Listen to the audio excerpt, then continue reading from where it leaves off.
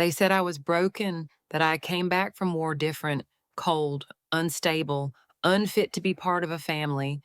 But what they never said, what they couldn't admit, was the truth: they needed me gone. Because I had seen too much. I was never meant to survive long enough to uncover what they'd built behind my back. I walked into that courtroom thinking I'd be fighting for a house. I walked out knowing I had exposed a network of betrayal so deep, even the ones who raised me couldn't look me in the eye. And it all started with a single email I wasn't supposed to see.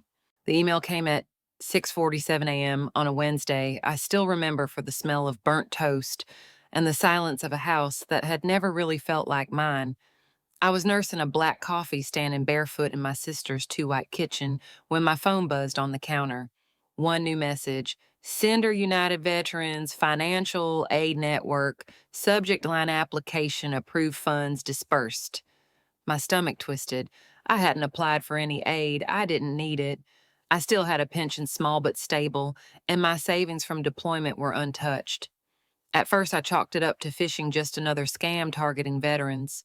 But then I saw it: my full name, my exact deployment history, my military ID, the last four digits of a checking account I didn't recognize. Something went cold inside me. I clicked through the link with surgical precision.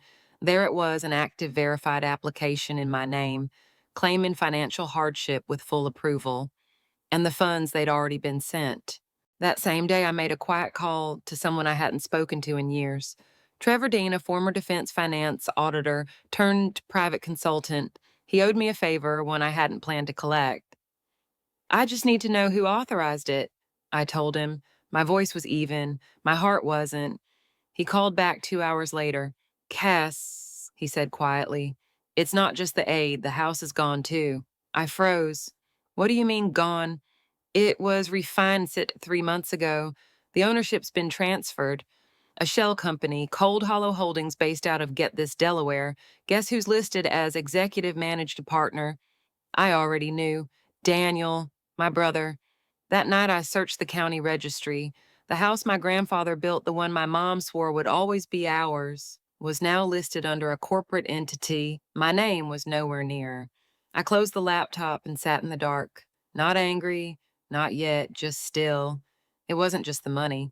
Someone had gone through the effort of erasing me quietly, carefully, completely, and I couldn't shake the feeling. Yet someone I loved had helped them do it. I confronted them the next morning. Daniel was in the kitchen, leaning against the counter in our parents' old robe, scrolling his phone like nothing had changed. His wife Erin was frying eggs, humming softly, the kind of domestic scene you'd find in a magazine if you ignored the rot beneath the surface. I laid the deed transfer on the kitchen island. My voice came out calm, colder than I intended. "What is this?" He didn't look up. "It's a real estate adjustment," he said. "Nothing to worry about." I didn't move. "It's the house, the one Dad built, the one I helped pay off with combat bonuses from Kandahar. And my name's nowhere." He glanced at me, then almost annoyed. "Cass, you've been gone for most of your life. You didn't want it. We were just simplifying the estate." "Is that what you call laundering now?" I asked softly. Aaron turned, flipping a pancake, and smiled too sweetly. "It's a family matter. No need to make a scene." I looked to my parents. They were sitting in the sunroom, pretending not to listen. My father stared into the paper, not flipping a single page. My mother folded a napkin over and over in her lap like it was a wound that wouldn't close. I walked in. "Did you know I asked? Did you sign these?" My mother didn't meet my eyes. Daniel explained everything. She murmured, "It's better this way, less confusion." "Less confusion," I repeated. It landed like a slap. That night at dinner, we acted like nothing happened. Talked about grocery store renovations and traffic near the mall. Aaron laughed too loud. Daniel told a story about his coworker's dog. My mother passed me mashed potatoes like we were still a family. But I wasn't eating, I was memorizing. The way they all looked at each other, the way they avoided looking at me. Later, in my old bedroom, still painted pale blue like I was 19, I laid out every document. The refinance mortgage, the shell company filings, the signature on the loan. It was all real, all legal, and all meant to push me out. The worst part, it worked. The lawsuit arrived exactly 13 days later. I knew it was bad before I opened it. The envelope was thick crisp with the embossed seal of a firm I remembered from estate meetings, a firm Daniel once said he'd never trust with a parking ticket. But here it was, and my name was on it. Plaintiff Daniel Everett, defendants Cassandra Everett et al., claims misappropriation of trust assets, coercion, emotional distress. Emotional distress. That one actually made me laugh. I sat at the kitchen table, the same one I'd scrubbed clean the summer before my first deployment, and read every page. Each paragraph, another twist of the knife. They said I had manipulated our aging parents, that I'd used my military standing to pressure them into signing over control of family resources, that I had threatened Daniel during a heated confrontation in the kitchen. The audacity made my vision blur. And yet, the signatures were there. My parents, witnessed, not forged. That night, I watched the local news at 11 p.m., something I hadn't done in years. The story broke quicker than I expected. Decorated Army captains sued by own family in bitter inheritance dispute.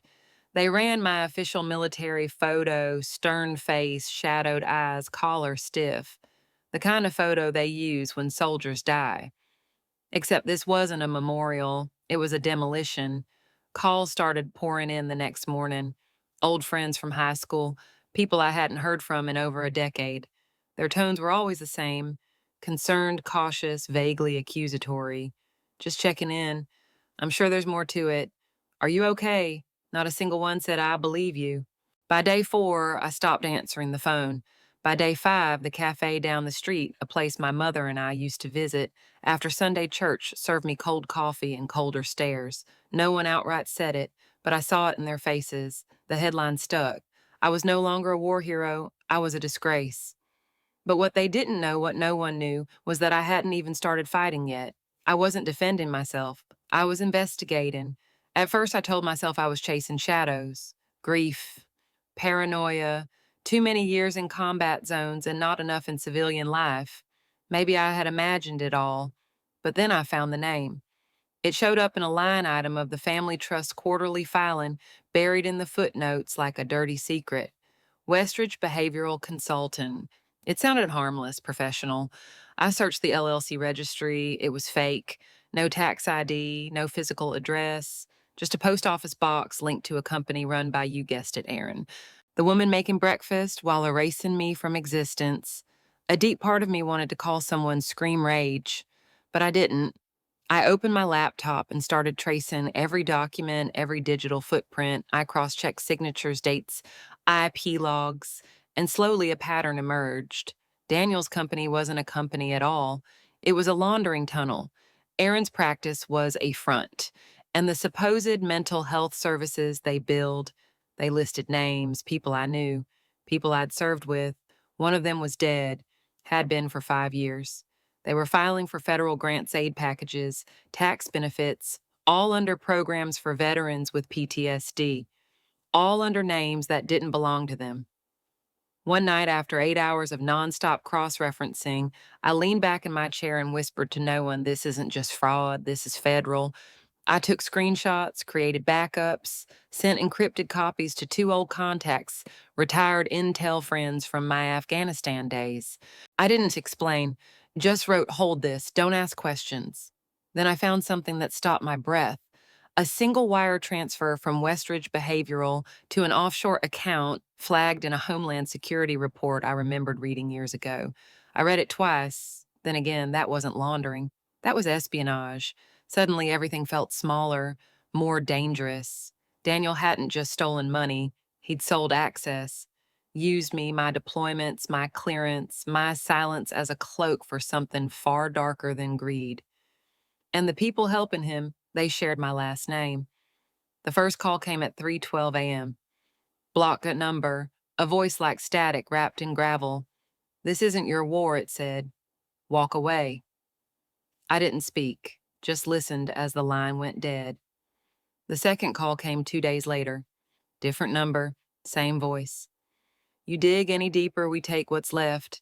I sat in the dark, the glow of my laptop painting my face pale in the mirror across the room. I hadn't turned on the lights in hours. The silence around me felt heavy, deliberate. They knew. Not just what I'd found, but that I'd found it. And worse, I recognized something in the voice, a cadence, a rhythm, familiar, not military, but close. Close enough that it lodged in my chest like a forgotten song. Aaron numbered Daniel unlikely, but someone they knew, someone who had trained. I started checking my windows at night, double locked the doors, slept with my Glock under the pillow, and then came the envelope. No postage, no address, just slid under my apartment door. Inside one sentence printed in bold block letters, "You're not the only Everett who's made enemies." My hand went cold. My mind raced. Were they threatening me or warning me that night I didn't sleep? I stared at the ceiling and remembered something I hadn't thought of in years. I was 12. Daniel was 15.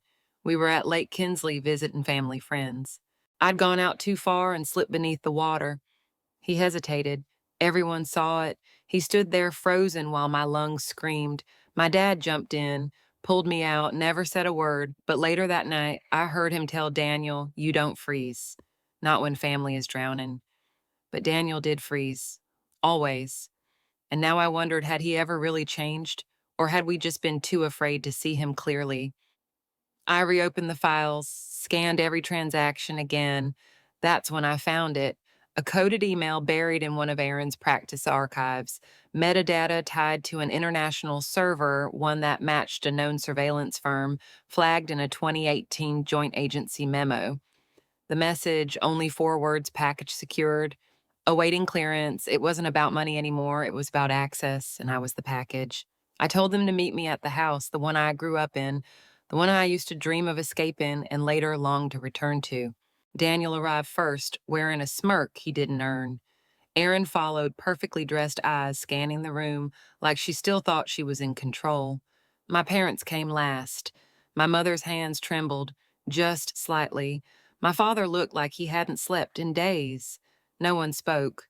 I placed the folder on the old coffee table, leather-bound, heavy, every page a nail in the coffin of the illusion they'd built. I know everything I said. My voice was low even.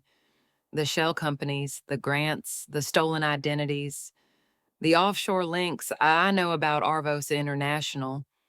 Daniel's expression shifted just a flicker. But Erin, her face cracked like porcelain under strain. "Arvos," she said too quickly. You're mistaken." "No," I replied. "You are. If you think you're getting out of this." My father stood then, slow, deliberate. "Cassandra," he began, and I flinched at the full name. This isn't what it looks like. You really want to go with that?" I asked. "You want to tell me that all those forged veteran profiles, those transfers timed to my deployments, that offshore account traced to a known espionage network was just a misunderstanding?" My mother started crying, quiet, polite tears, the kind that asked for sympathy without earning it. And then Daniel stepped forward, his voice calm, too calm. "You weren't supposed to be here," he said. My breath caught. There it was, the mask slipping. "This was never meant to touch you," he continued. "You left, you were gone. We thought we planned you wouldn't come back this time." Silence filled the room, thick, crushing. My mind reeled. I'd suspected betrayal, theft, even malice, but not this. Not that they had planned for my absence to be permanent. Aaron reached for him, whispered something I didn't catch. My father sat down again, aged 10 years in a moment. My mother stared at the carpet like it might open and swallow her whole. I turned to leave. "Where are you going?" Daniel asked suddenly, breathless. "To the only place where truth still means something." I paused at the door. "Court." The courtroom was smaller than I remembered. Fluorescent lights buzzed faintly overhead. The walls were beige, unremarkable, but the tension, they couldn't paint over that. It clung to every inch of the room like static. Daniel sat at the front with his legal team jaw set like a man convinced of his own invincibility. Erin beside him in navy blue, her smile tight and empty. My parents were behind them. Silent, pale. I wore my full uniform, not for show, not to intimidate, but because it was the truest version of me they could never touch. Their lawyer went first, a man with a voice made of silk and teeth. He painted me as a bitter soldier turned vindictive spinster, Said I'd returned from deployment resentful, angry, jealous. He used words like emotionally unstable, psychologically fragile, potentially coercive. I didn't blink. Then came Erin. She cried on cue, said she tried to reach me, but that I'd changed. Claimed she feared I'd do something drastic. My hand stayed still on the table, my face unreadable. Then it was my turn. I stood, walked forward. My boots echoed on the floor with a rhythm I remembered from midnight briefings in Baghdad. I said nothing for a moment, just looked at the judge. Then softly, Your Honor, I will not defend my character. I won't explain every medal, every scar, or every sleepless night I've earned, because that's not why I'm here. I reached into my briefcase, pulled out a single sheet of paper. I submit one document. I believe it will explain more than I ever could. I placed it on the bench. He read it silently, line by line, and with each word his posture changed. He leaned forward, eyes narrowing, lips pursing. When he finished, he didn't speak immediately, he just looked up. Then he said four words that cracked the air like a rifle shot. No one leaves. Lock the doors. Gasps. Aaron's breath caught. Daniel's jaw twitched. My mother swayed slightly. My father dropped his gaze to the floor. The agents entered fast, quiet, efficient. Daniel tried to stand. This is insane, he shouted. But no one listened, because the truth was already moving, and this time it couldn't be silenced. When the cuffs clicked shut around Daniel's wrist, it didn't feel like triumph. Not really. It felt like standing alone on a battlefield long after the smoke cleared, surrounded by ghosts. The story went viral, of course. People called me everything: hero, traitor, monster, martyr. They asked how a family could fall so far. Some said I should have walked away. Others said I hadn't gone far enough, but none of them knew what it felt like to watch people you once trusted sit still while your name was carved out of the life you built. None of them knew what it meant to choose truth when silence would have been easier. I lost a family that day, but maybe I never really had one. Now I fight for others, for the forgotten veterans, the quiet survivors, the ones no one believes until it's too late, the ones who, like me, stood alone once and kept standing anyway. And if my story reached you, if you've ever carried a silence too heavy to hold, or faced a room full of people who looked at you like a stranger, and know this: you are not alone. If this story stirred something inside you, stay with us. Subscribe, comment, share what you carry, because stories like these aren't just stories. They're lifelines. And sometimes one voice spoken bravely can save another from sinking. Take care, we're listening.